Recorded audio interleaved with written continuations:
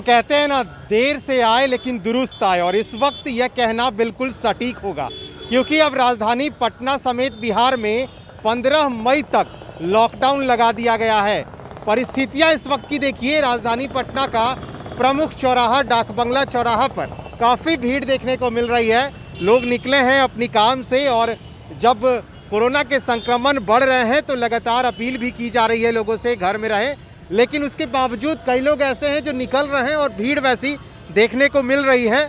लेकिन अब यानी कल से 15 मई तक बिहार को लॉकडाउन कर दिया गया है, यानी अब पटना की सड़कें सूनी हो जाएंगी क्योंकि कल से लोगों के निकलने पर पूरी तरह से पाबंदियां होंगी, और जितनी भी गाड़ियां अभी पटना की सड़कों पर चल रही हैं वो कल से आपको नज़र नहीं आएगी क्योंकि अब 15 मई तक पूरा बिहार को लॉक कर दिया गया है। आपको बता दें, कोरोना के संक्रमण जिस तरह से हावी हो रहे थे, ऐसे में लगातार नीतीश कुमार उच्च स्तरीय बैठक के माध्यम से यह कह रहे थे और कई गाइडलाइंस भी जारी हुई।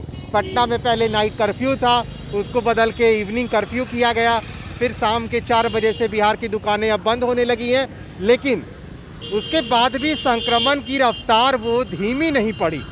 इसके कारण लिहाजा ये हुआ कि अब 15 मई तक बिहार में लॉकडाउन हो गया है और अब घर से निकलने पे पाबंदियां होंगी। पटना की सड़कों पर जिस तरह से अमूमन भीड़ देखने को मिल रही है इस वक्त, वो कल से नज़ारे कुछ बदल जाएंगे क्योंकि अब आपको वैसी भीड़ नहीं दिखेगी। पुलिस की तैनाती और कड़ी कर दी जाएगी। अभी तो फिलहाल डाक बंगला चौराहा पर लगातार प्रशासन की ओर से सख्ती बरती जा रही है, लेकिन ये सख्ती और थोड़ा कड़ा कर दिया जाएगा क्योंकि राजधानी पटना की सड़कों पर अब भीड़ नहीं होगी क्योंकि 15 मई तक पूरे बिहार को लॉकडाउन कर दिया गया है। नीतीश कुमार ने ये कड़े फैसले लिए हैं। इसके पहले कल पटना हाईकोर्ट ने सरकार को फटकार लगाई थी कि लॉकडाउन पर आपकी क्या तैयारी है, वो तैयारियों को बताया जाए, स्पष्टीकरण दिया जाए।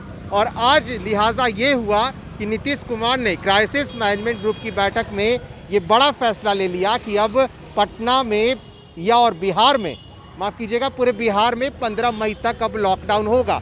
इस वक्त जो स्थितियां पटना की सड़कों पे दिख रही हैं वो कहीं ना कहीं अच्छी तस्वीर निकल के नहीं आ रही है क्योंकि लोग जागरूक नहीं हो रहे हैं। लोगों को इस वक्त चाहिए था कि वो घर में बने रहें और ज़रूरी काम से ही घर से बाहर निकले। लिहाजा अब कल से जब सख्ती बढ़ जाएगी, लॉकडाउन लगा दिया गया है, तो वही तस्वीरें फिर ताज़ा होंगी जो 2020 में देखने को मिला था। जब पटना की सड़कों पर लोग जब निकलते थे तो पुलिस के द्वारा उनको रोक दिया जाता था कि आप कहाँ जा रहे हैं, क्या है आपका जाने का कारण, वो बताएं।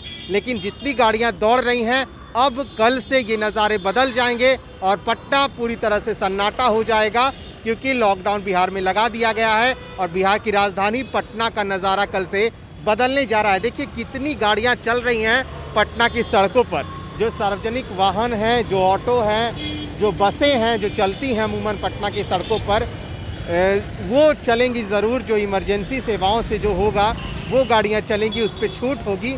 लेकिन अब 15 मई तक जो लॉकडाउन किया जाएगा इसमें सख्तियां होंगी। घर से अब आप बाहर नहीं निकल सकते हैं, घर पे ही रहना होगा।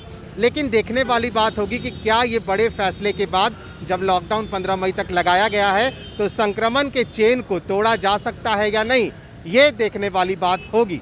आप बने रहें फर्स्ट बिहार झारखंड के साथ। सहयोगी शेखर घोष के साथ अस्मित सिन्हा, फर्स्ट बिहार, पटना।